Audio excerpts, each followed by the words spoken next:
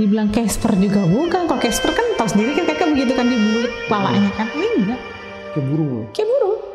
Tapi kalau burung kan kalau ketangkap kan kelihatan dong. Kelelawar juga kelihatan dong. Saya lihat ke sono-sononya lagi itu CCTV-nya nggak ada.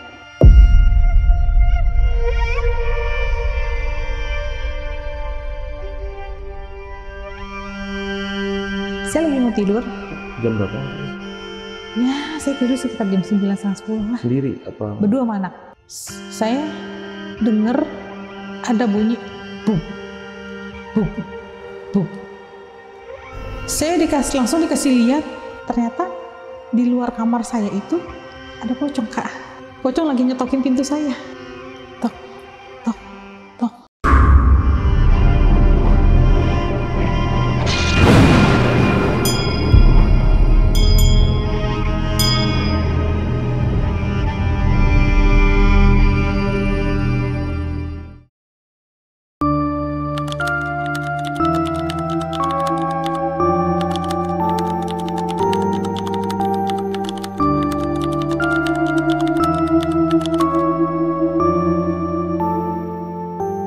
Halo teman-teman, malam ini bakal ada cerita dari seseorang yang pernah tinggal di rumah angker di Pondok Ungu Permai, Bekasi lagi. Jadi beliau ini bersama keluarga ngalamin kejadian horor yang gue bilang serem-serem banget sampai minta pindah tuh, sampai akhirnya pindah nggak kuat di sana. Ya. Tapi sebelumnya kenalan dulu sama orangnya di sebelah gue udah ada Bu Ira. Halo Bu. Halo. Assalamualaikum. Waalaikumsalam Bu Ira. Akhirnya cerita juga nih kesini ya. Iya. Ini orang ketiga, orang Pondok Ungu Permai ketiga yang mau nyeritain cerita horornya di rumahnya nih ya kan, dari awal Ica, terus Kak Putri, terus sekarang Bu Ira. Emang kenapa nih Bu sama Pondok Ungu ya? Ekstrim ya? Always Pondok Ungu Permai itu banyak rumah angkernya nih. Mungkin Banyak. karena dulu tuh banyak rawa, banyak iya. ilalang yang memang sama bangun sama developer tuh dibilang bangun perumahan yang gitu ya. Bangunnya tuh secara massal ya dulu ya. Iya. Dan tinggal di Pondok Ungu Permai dari tahun berapa waktu itu? Juli tahun 2007. Juli 2007. Oke, ini bareng sama saya. Saya juga 2007 pertama Oh iya? di PUP. Bulan apa? Nggak tahu bulannya, lupa. Pokoknya pas SMP pindahan waktu itu. Oh. Pindahan SMP. Saya pindah baru tinggal di Pondok Ungu. Tadi kan di Depok, kecil di Depok. Oh. Terus pas pindah ke Pondok Ungu memang masih waktu itu 2007 ya, ingatnya. Iya. Itu masih banyak ilalang, Iya. masih nggak Sepi. seramai sekarang. Dulu tuh masih sepi. Banget. Sepi banget ya. Ya, dan terakhir tahun? Terakhir tahun 2021. Wow, 2021 loh. Berarti 14 tahun 14 tinggal tahun. di sana. Betah tuh Bun digangguin ya. Iya, betah nggak betah sih ya. Dan memang pindahnya katanya emang karena udah nggak kuat, terus saking udah banyak kejadian. Ada anak-anak pun sering sakit. Saya pun juga sering sakit jadinya. Efeknya. Jadi ke auranya nggak enak dan ngaruh ke kesehatan nih. Betul. Oh gitu. Ada aja, satu Tapi- sembuh, satu sakit. Tapi terbukti nggak setelah pindah? Alhamdulillah. Oh iya, Alhamdulillah. benar ya? Benar. Oh, setelah pindah baru berubah tuh semua. Berubah. Jadi lebih sehat. Oh iya. Jadi lebih nyaman. Oh, ternyata kayak gitu-gitu bukan mitos ya. Bukan. Maksudnya rumah itu memang ada auranya tersendiri. Betul. Cocok-cocokan nih dengan si Cocok-cocokan. pemiliknya ya. Iya. Dengan Walaupun yang kita tinggal di situ. tahan-tahan buat cocok juga akhirnya kan Ya, nggak akan cocok juga. Kalau emang nggak cocok susah ya. Mm-mm. Dan cerita horornya pasti ini panjang banget, nanti diceritain detailnya gimana ya Bu ya. Pokoknya buat teman-teman yang penasaran sama ceritanya Bu Ira, nonton video ini dari awal sampai habis, jangan ada yang di skip-skip. Dan buat kalian yang belum subscribe Lonceng Misteri, coba dicek dulu udah subscribe apa belum. Kalau belum, buru-buru di subscribe biar Lonceng Misteri cepat 1 juta subscriber. Oke Bu, langsung kita mulai ya ceritanya.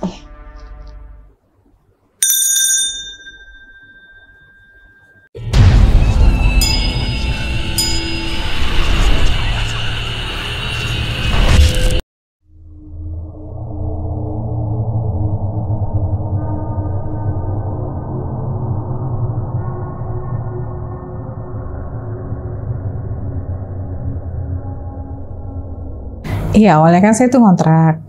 Capek kan ngontrak terus. Saya bilang sama suami, udahlah ya, kita beli rumah aja. Capek kalau buat bayarin rumah orang terus tapi nggak jadi milik kita. Yes, benar. Akhirnya tanya sama tante, ada nggak di deket dia? Ada nih teh, kamu kesini aja.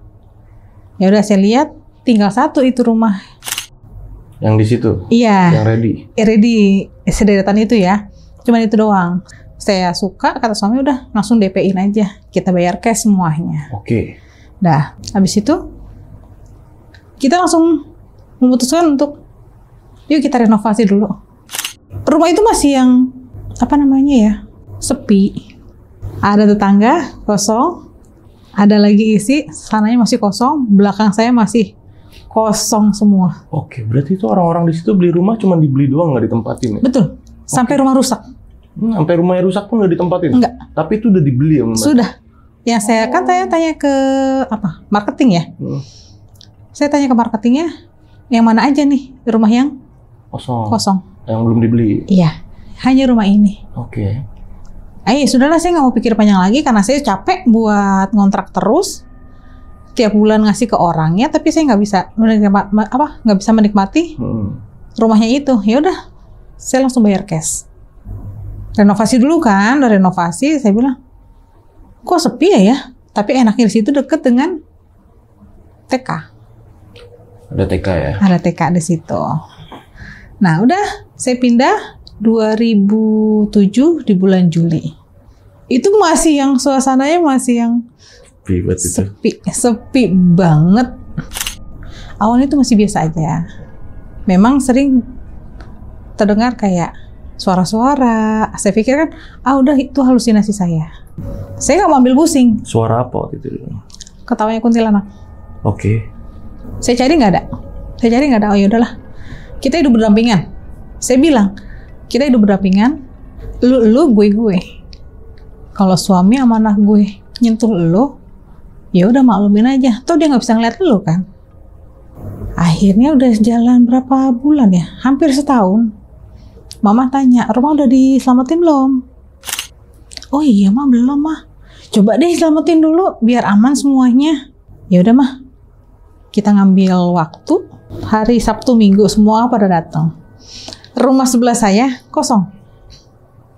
Pas lagi pengajian di tengah-tengah pengajian itu. Kakak tahu kan kalau suara jendela ditutup, ya begitu kan, brek gitu kan. Brek sampai kedengeran ke rumah saya. Posisi lagi pengajian nih? Lagi pengajian. Jam 4. Sore? Oke. Sore. Mah, apa ya mah? Udah nggak apa-apa. Tapi saya kan orangnya penasaran. Udahlah nggak apa-apa mah, udah nggak apa-apa, kata mama saya kan. Ya udah lanjutin pengajian. Udah selesai dong. Saya mau beresin bekas pengajian itu. Mama, papa udah pada pulang, adik-adik udah pada pulang kan. Cuman saya, suami, sama anak bertiga. Suami saya ngelonin anak saya yang gede. Saya di ruang tamu yang bekas pengajian itu. Saya dengar kak, suara kayak burung. Kakak tahu dong, itu kan suasana masih sunyi kan. Apalagi malam itu sunyi banget, nggak mungkin ada suara burung. Suaranya gimana? Kayak orang lagi pacaran. Hah? Suara apaan tuh? Itu kayaknya di samping kuping saya, Kak. Oh, kenceng ya? Kenceng. Saya langsung ke kamar. Ayah jangan kerja ya. Kenapa? Bunda tadi dengar suara begini-begini, saya ceritain sama suami. Ya udah, ayah juga capek, kata. Ya udah, jadi kita langsung tidur tuh buru-buru. Kita nggak beresin itu, Kak. Saya nggak jadi, cuman ngunci pintu aja. Saya tinggal tidur. Itu bisa awalnya seperti itu. Ini baru awal. Setelah selamatan. Setelah selamatan. Saya pikir abis selamatan, udah dong, aman dong. Ternyata beda, Kak. Makin parah. Oke. Kakak tahu kan itu pintu. Pintu bentuknya kayak begitu kan. Iya. Saya lagi mau tidur. Jam berapa waktu itu? Ya, saya tidur sekitar jam 9, setengah 10 lah. Sendiri apa? Berdua sama anak. Itu masih satu kamar. Suami lagi berangkat malam.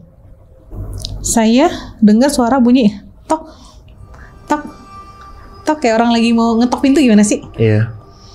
Saya langsung dikasih lihat, itu pintu bukan pintu. transparan.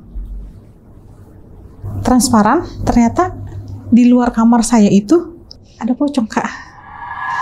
Pocong lagi ngetokin pintu saya, pintu kamar. Tok, mukanya tuh hitam. Tok. Astagfirullahaladzim, saya bilang, saya nggak ganggu loh. Nggak lama dari situ, ada lagi kejadian. Pintu pagar, pintu utama, pintu kamar, sudah saya tutup semua, udah saya kunci. Tiba-tiba ada suami saya di dalam kamar. Badan saya separoh mati, istilahnya kayak macam stroke deh, langsung berjalik ya. Sebelah kanan saya masih aktif. Itu dia yang berlenggak-lenggok ya. Dari kepala sampai kaki, bajunya mirip suami saya. Enggak, ini bukan suami saya. Saya ini masih berpikir sebelah kanan. Pintu-pintu yang tadi saya bilang, itu sudah saya kunci semua. Sudah saya kunci, nggak mungkin suami saya masuk. Sedangkan kunci semua di saya. Kalau misalnya pulang, pasti kan ngelakson. Kalau nggak ngetok-ketok pintu pagar. Dia mau mencium saya. Mau cium saya, dia sudah mendekat. Udah mendekat, saya kan posisi begini ya. Tangannya dikebuka. Saya lepas. Dia marah. Ngegebrak tembok yang samping pintu. Bangun dong, istilahnya kayak, ih, gue tadi ngimpi apa? Kebangun. Ih, gue tadi mimpi apa? Aku bilang gitu kan. Langsung saya SMS suami saya. Ayah di mana? Ayah di tempat kerja lah, Bun. Kok ada mirip ayah? Gak mungkin, Bun. Ayah nih kerja. Langsung ditelepon. Ya udah Bunda tidur aja sambil bacaan lagi. Saya nggak bisa tidur, Kak. Ini otak nih nggak bisa tidur. Langsung mikirin lagi itu apa. Iyalah pasti. Nah udah kejadian sih. Ternyata itu genderuwo, saya baru tahu ya. Ternyata memang di sekitaran situ ada tetangga juga yang didatengin. Saya pikir udah selesai. Habis Lebaran, orang-orang pada pulang kampung dong, Kak. Sepi dong. Yang pulang kampung, yang pulang kota tinggal pulang kota kan. Saya dengar ada bunyi buk. Kalau suami kan liburnya kan H-7 sebelum Lebaran. Itu saya udah dengerin duluan, itu selama 1 minggu. Di depan kamar ada bambu yang buat jemur baju. Besok paginya saya praktekin bunyinya sama enggak. Ternyata beda. Bunyi hanger krutuk. Itu beda sama yang buk. Seminggu pas suami saya libur jam 21.30 itu bunyi lagi. Suami saya bilang, Bun, itu apa? Alah, udah biasa. Udah tidur aja lagi ya. Sampai ke rumah saya kan ada gang kecil. Suami saya keluar sampai ke belakang. Belakang itu masih ilalang tinggi-tinggi. Ya, alang-alang tuh. Itu masih pada tinggi-tinggi. Gelap banget kan. Pakai senter. Itu nggak ada. Kita pikir orang kerja. Nggak mungkin orang kerja, orang mau Lebaran. Nah, udah sampai dari situ suami saya langsung kayak Ruqyah mandiri. Diazanin, dikomatin. Saya di dalam kamar sama anak saya. Ada suara. Ayah, ada suara cowok. Samping kuping saya. Saya langsung zikir lagi, Kak. Itu saya ngerasa kayak ada angin kenceng di situ. Udah ya, enggak Bun, belum selesai. Saya mau ngapain lagi? Azanin terus, Kak, semakin kenceng suami saya. Tapi abis itu, alhamdulillah suaranya hilang. Alhamdulillah hilang. Tapi nggak sampai situ aja, Kak. Sebelum saya lahiran, abis kejadian si gedor-gedor pintu, saya sholat di belakang. Di belakang itu kan belum ada kamar lagi kan, masih yang lapangan gitu kan, masih ruangan yang luas. Saya lagi sholat. Saya seakan-akan memimpin sholat, di belakang saya ada makmum, Kak. Amin. Berapa suara waktu itu dengar? Lebih dari 30, Kak. Setelah saya nge-freeze, saya nggak bisa berpikir lagi lah. Itu seakan-akan kayak ada kaca turun, kayak ngasih tahu nih di belakang saya ada apa. Ternyata, Kakak mau tahu nggak ada apa, Kak? Pria berbaju putih, bersorban putih. Itu jadi makmum saya. Oke. Saya nggak bisa ngelanjutin sholat. Saya bawa sejadah.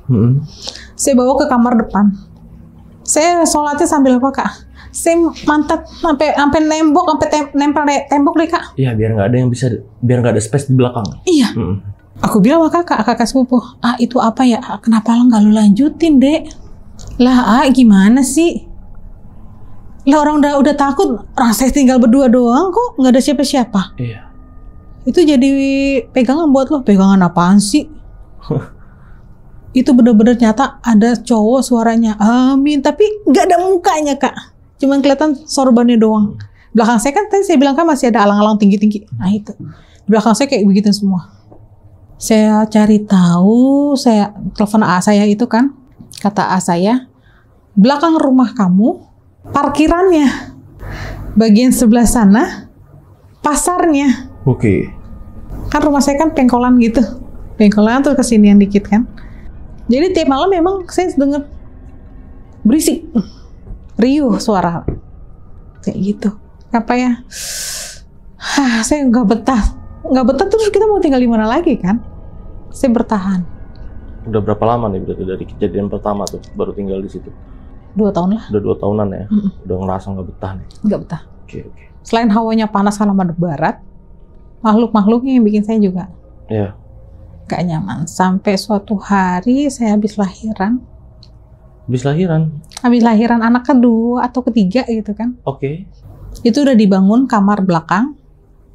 Ada lemari makan. Tembok lagi. Kakak tahu kan kalau plastik kan nggak mungkin terbang ke atas. Paling terbangnya ya udah pindah tempat gitu doang. Kantong kresek apa plastik? Plastik. Kresek. Kantong kresek ya? Kresek yang putih. Iya. Tapi bukan putih kak, bukan putih bening, putih susu. Iya. Kantong kresek putih susu gitu kan.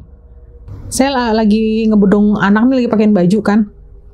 Saya depan kamar, sebelah sananya tuh madep ke mana?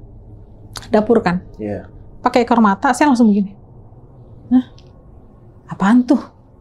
Masa iya sih terbang segitu tingginya? Orang nggak ada kipas angin. Iya. Tapi ternyata bukan kantong kresek. Kain kafan kak. Habis itu hilang. Nggak ada jatuh di bawah. Waduh.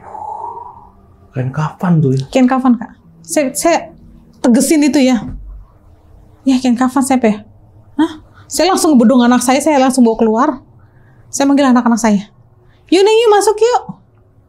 Udah mau maghrib, padahal masih jam 5. Jam 5 udah keluar kak. Kenapa bunda takut ya? Enggak, masa bunda takut sih? Enggak, yuk masuk yuk, kita makan. Masa saya bilang, iya bunda takut. Ya anak saya terus gimana dong? Enggak salah lagi. Itu padahal jantung itu udah deg-degan lah. Itu kain kafannya kain emang potongan kain apa talinya waktu itu dilihat? Kain kak. Tali ketan enggak, kainnya. Wow. Itu kayak jalan layang gitu gimana sih kak? Tapi atasnya sono nggak ada lagi, cuman layang begitu doang. Nah, setelah anak saya gede-gede, udah berapa tahun kemudian, di kompleks saya itu kan pakai air pump. Iya. Air pump kalau pagi sampai siang sore itu kan nggak pernah nyala. Nyala itu pasti malam. Malam, ya benar, malam ngisi air. Ngisi air, tapi kan kita berebut-rebutan dong sama tetangga. Saya nyalain mesin air kak, bukan di dalam, di teras. Saya keluar teras dulu, saya nyalain, nyala kan. Udahlah mumpung air nyala, saya nyuci piring aja. Saya bilang ya jangan tidur ya, pintu kamar yang dikunci, yang belakang. Iya. Bener mau nyuci piring dulu, iya. Nyuci piring kak, enak awalnya. Kok ada benda segini, gelantungan kak di atas segini. Makin lama makin gede, makin kayak monyet. Makin gede itu berbulu, bertanduk, matanya merah. Setelah dia jadi besar, dia nyamperin saya. Saya langsung gedor, saya mau buka pintu kamar belakang. Ternyata dikunci sama suami saya. Ayah buka ya, ayah nggak kunci, itu dikunci. Kak, ada kali sejengkal lagi dia nyampe saya kak. Ayah langsung bilang, Kenapa? Bunda ngeliat sesosok ya. Ayo deh temenin bunda deh di depan. Belum selesai nih kerjaannya. Saya selesaiin dulu tuh kerjaannya kak. Makin trauma dong kak saya di situ kak. Itu yang tadinya segini sampai kelebihan atap. Gak percaya suami saya ceritain. Gak lah, udah nggak masuk di akal pikiran saya. Tapi kan semenjak 2013 ke atas sudah ramai daerah situ kan? Sudah. Masih tetap ada kejadian? Masih ada. Nah, saya belum cerita sama kakak. Setiap mau puasa, 1 minggu sebelum puasa, saya selalu mencium bau kopi baru diseduh. Di rumah? Di rumah. Di dapur, sama di kamar belakang. Oke. Itu jam-jam masih sore, masih jam 8. 1 minggu sebelum puasa ya? Itu ada kali sekitar 4 kali lebaran sampai 5 kali lebaran. Oke. Saya selalu nyium begituan. Awalnya tetangga saya mungkin ya lagi bikin kopi. Secara logika lagi. Saya tanya malamnya, Mbak, tumben si Om bikin kopi kecium sampai rumah saya. Enggak Mbak, ayahnya masuk malam. Malam berikutnya begitu lagi. Saya tanya tetangga sebelah lagi, Bu, bapaknya bikin kopi semalam? Enggak Bu, katanya. Emang kenapa? Oh enggak, 1 minggu setelah puasa nggak ada lagi baunya. Hilang ya? Hilang. Tahun berikutnya begitu lagi. Udah biasa. Terus ada kejadian apa lagi yang kayak gitu, yang mirip-mirip begitu, yang selalu berulang setiap tahunnya atau setiap bulannya? Itu dong ya? Itu dong. Berulang ya, bau kopi ya? Bau kopi. Kalau si Om ngalamin apa? Dia pernah cerita-cerita nggak? Yang di rumah Pondok Ungu itu? Pernah. Apa? Dia ngalamin apa? Pagi baru pulang kerja. Oke, terus?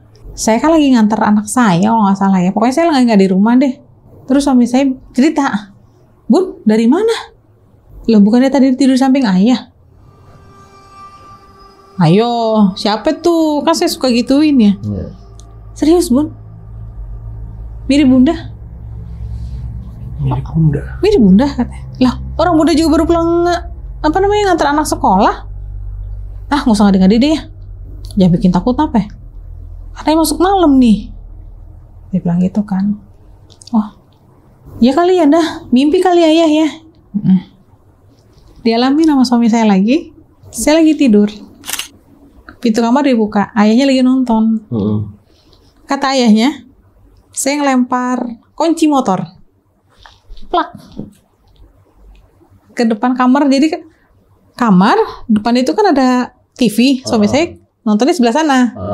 Nah, di depan depan pintu itu bener ada buktinya. Kelempar. Ayah pikir bunda nyari gara-gara, udah malam.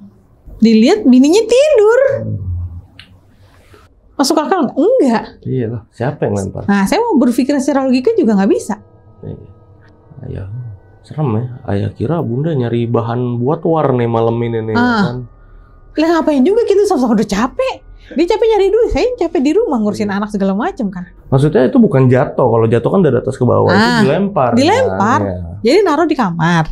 Kayak dilempar begitu. Ya. Terus ada kejadian apa lagi itu?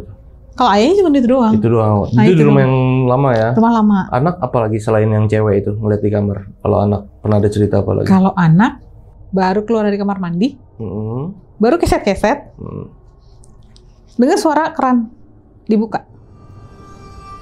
Dia tengok, nggak terbuka. Suaranya doang. Lantainya juga masih, ya bekas dia mandi tadi kan. Iya. Nggak ada. Air juga tetap segitu-segitu aja. Anak saya nomor 2. Di teras ada sepeda ontel zaman dulu poni gitu kan. Iya. Bunda, ada monyet. Ada monyet. Di mana? Itu duduk di sepeda bunda. Boncengan belakang. Idih. Mana? Nggak ada. Sekarang udah pergi katanya. Bunda nggak ngelihat? Enggak. Beneran ada? Ada bunda, monyetnya kecil, buntutnya panjang. Itu anak nomor 2. 2 kali dia ngeliat begitu kan. Oh iya. Satu lagi nih bang, tetangga saya ngelihat malam apa aku lupa ya. Langsung dia kasih tahu saya, Bun, di atas kamu, di atas rumahmu ada kayak ada bola api katanya gitu kan. Bola api, aku bilang gitu kan. Ah enggak kali bu, ibu salah lihat saya bilang. Nggak lama itu, saya pikir kan udahlah biasa aja. Saya nggak terlalu mau mikirin, saya mau ngelodain anak saya. Itu jam 8-an biasanya kan kita tidur jam 8 jam 9. Yeps. Tiba-tiba saya dengar bunyi duar gitu kan. Kenceng dong itu suara. Kenceng. Sampai saya mau tidur tuh bangun lagi. Ada sosok anak kecil. Langsung nangkep. Anak kecil nangkep. Langsung bilang, udah bunda nggak apa-apa. Bunda tidur aja lagi. Ini udah aku tangkep. Kamu nggak apa-apa nak? Nggak apa-apa bunda. Ternyata anak saya yang udah nggak ada. Anak bunda yang udah nggak ada. Nomor 2. Anak nomor 2. Emang meninggal bunda? Keguguran jalan 5 bulan. Besokannya saya panggil anak saya. Keiko, coba bunda mau lihat.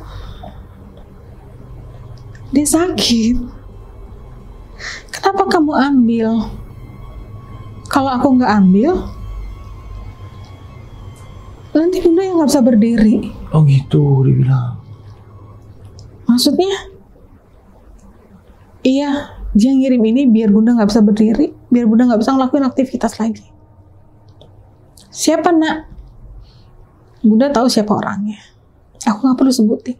Badan anak saya penuh luka karena sudah menangkap bola api itu. Itu pas setelah kejadian itu ya? Iya. Besokannya saya panggil. Itu pas bunda ngeliat dia pas lagi sholat apa gimana? Habis sholat apa gimana? Habis sholat. Habis sholat ya? Bunda pernah keguguran berarti di situ? 2 kali. 2 kali bun? Selamat tinggal di situ? Iya. Innalillahi.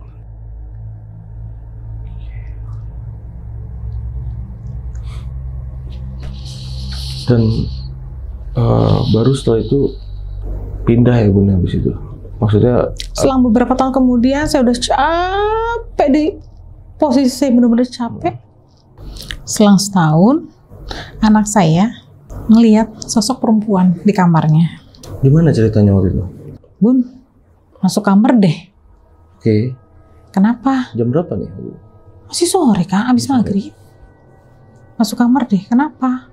Ada perempuan. Perempuan? Adik kamu kali? Enggak bun, ini cantik. Oh. Cantik, rambutnya panjang segini. Nah, saya sholat di situ. Saya mau tahu ada apa. Bener kak? Interaksi sama saya. Saya minta tolong. Tolong apa? Saya nggak bisa nolongin apa-apa. Jasad saya terkubur di dalam tanah sini. Oh. Yang sekarang jadi kamar anak saya kak. Kok bisa? Dia cerita.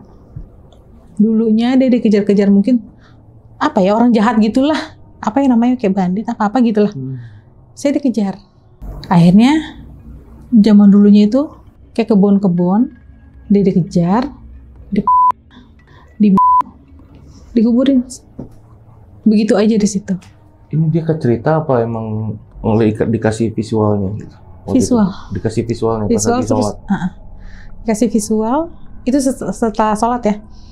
Dikasih visualnya terus saya yang interaksi sama dia. Oke. Saya jadi kalau interaksi sama makhluk begitu jadi kayak orang gila sayanya. Nggak ada yang tahu kak. Gimana? Kayak gitu. Saya minta disempurnain. Saya bisa apa? Saya nggak bisa apa-apa. Saya hanya bisa mendoakan. Nah itu visualnya kayak gitu.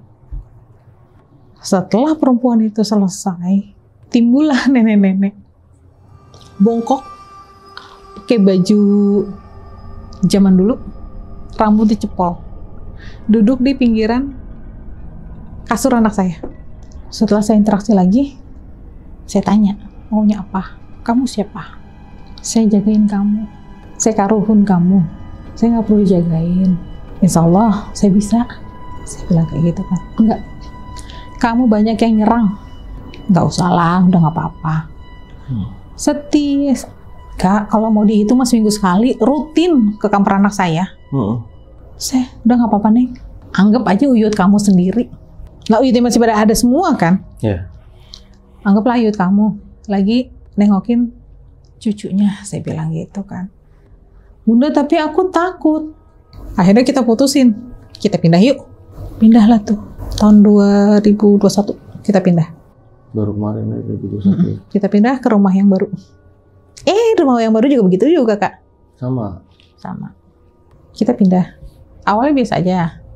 Di depan rumah saya itu kan ada pohon bambu. Samping pojok sana ada sawah. Ini lingkungannya masih gimana ya rumah yang baru? Udah rame. Sama-sama di Bekasi juga kan masih?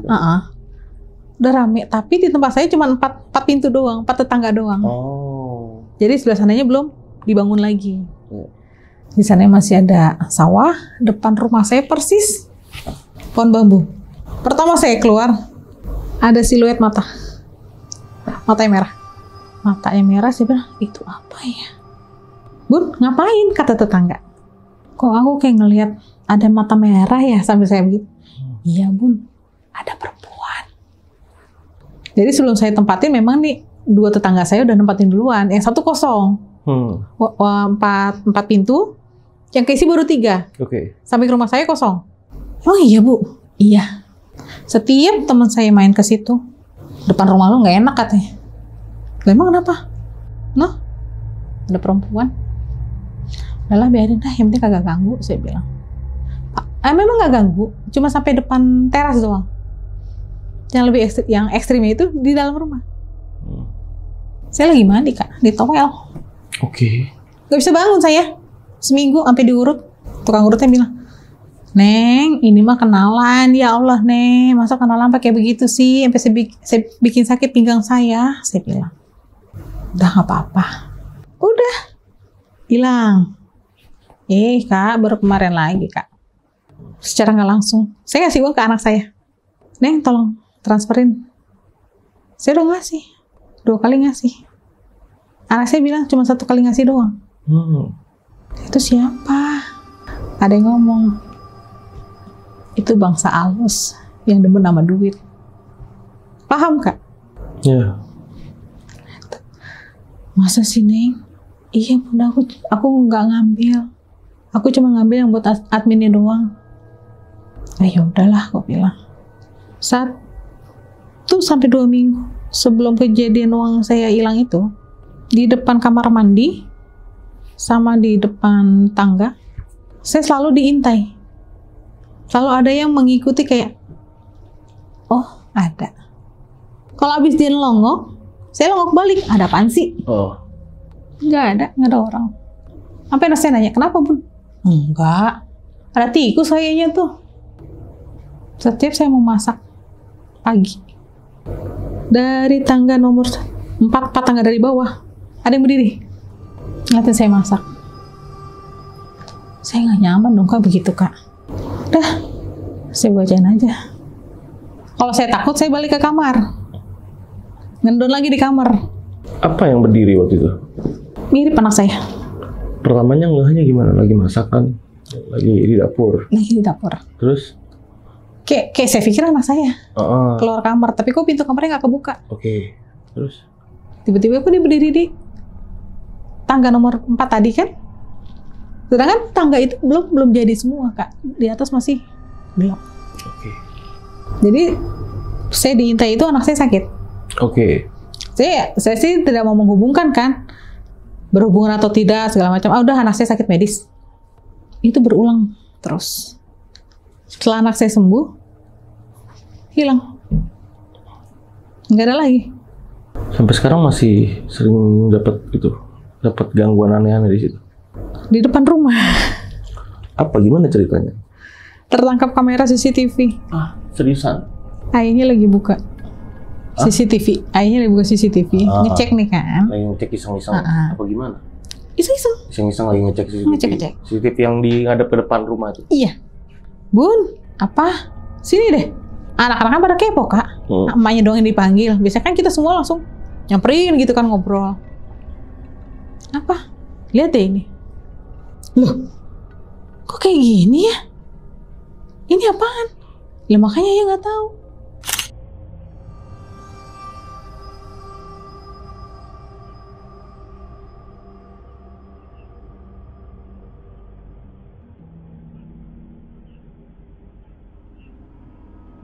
Yang kulihat itu kayak Casper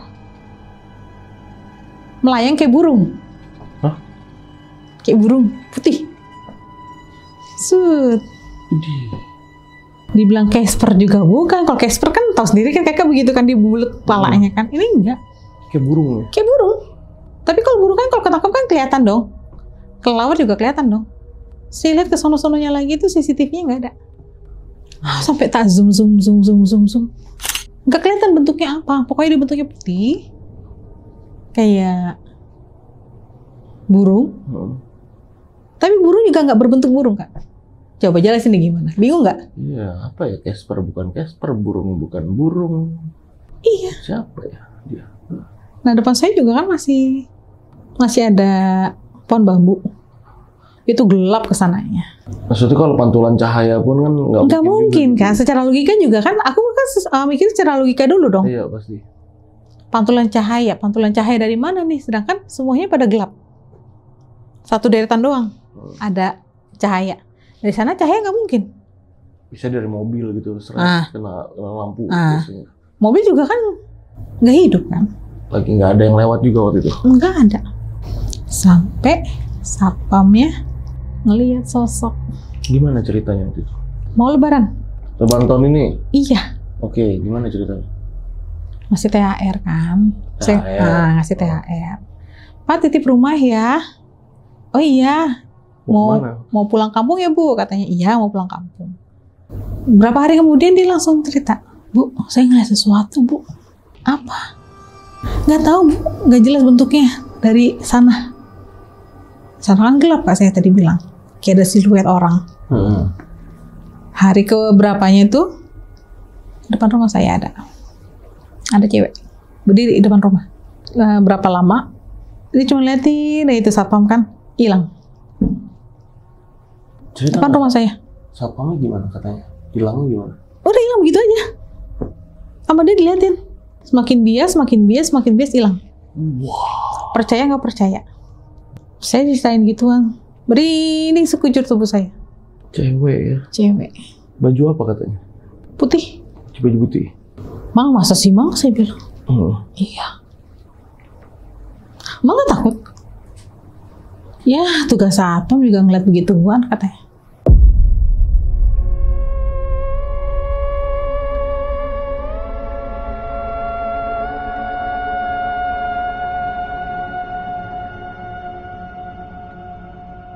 Yang di rumah pertama itu kan pernah ada kejadian yang dimana ibu ngeliat cewek yang dia bilang dia dikubur di situ ya.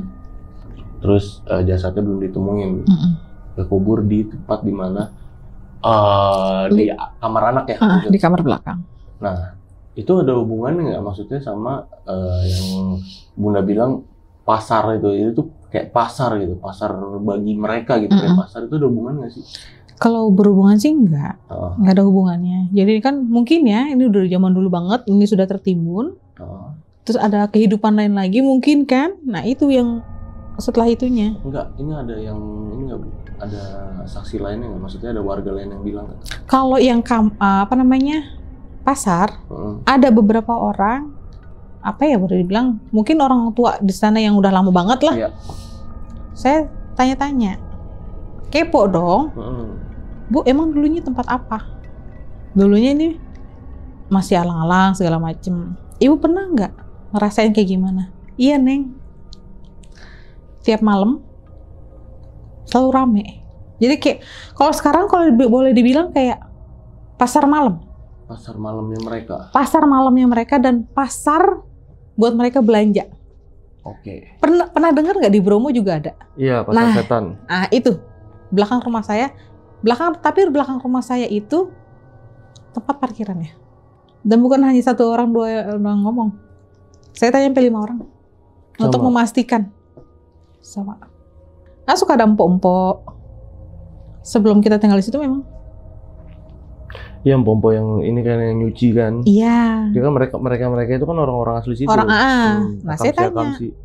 Saya tanya begitu kan. Iya Bun, ada.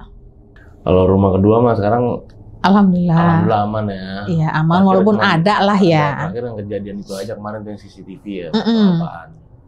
Ya mudah-mudahan aman terus Bu, nggak ada apa-apaan ya kan. Pokoknya aman-aman terus, damai di rumah ya. Amin. Kalau rumah damai itu kita kan mau ngapa-ngapain enak. Rumah lama benar-benar sangat-sangat ekstrim. Rumah lama ini berarti sekarang udah dijual. Udah dijual, sudah ada penghuni. Alhamdulillah sudah ada penghuni baru. Barunya ada. Sudah. Apa kabar tuh penghuni baru? Saya nggak tahu. Nggak tahu ya. Saya nggak mau kepo-kepo lagi, takut. Lu masih kepo? Yuk gue datengin lagi yuk. Nauzubillah min dzalik. Penasaran lah, ntar mau lihat lah, ntar kalau balik ke rumah. Kadang lewat gitu depan rumah ya kan. Tapi harusnya udah rame lah, daerah situ mau udah rame. Dibilang rame-rame. Tapi sekarang berubah fungsi, yang jalanan kecil jadi buat gudang apa ya, naro-naro peralatan RT. Iya. Ya untungnya udah pindah lah ya sekarang. Kalau enggak saya stres loh. Iyalah. Oke. Astagfirullahaladzim. Oke, thank you Bu ya udah nyeritain ini sama teman-teman di rumah dan sama aku juga. Makasih banget dan buat yang udah nonton video ini dari awal sampai habis. Gimana nih mendapat kalian? Tulis di kolom komentar. Kalau kalian suka sama video ini jangan lupa di like videonya. Dan buat yang mau cerita, datang langsung ke sini. Itu caranya gampang, kalian tinggal klik link di deskripsi di bawah video ini. Itu langsung nyambung ke WA kita ya, nggak usah ribet-ribet lah. Oke, di akhir video kali ini gue Gilang izin pamit. Bu Ira juga izin pamit. Wassalamualaikum warahmatullahi wabarakatuh.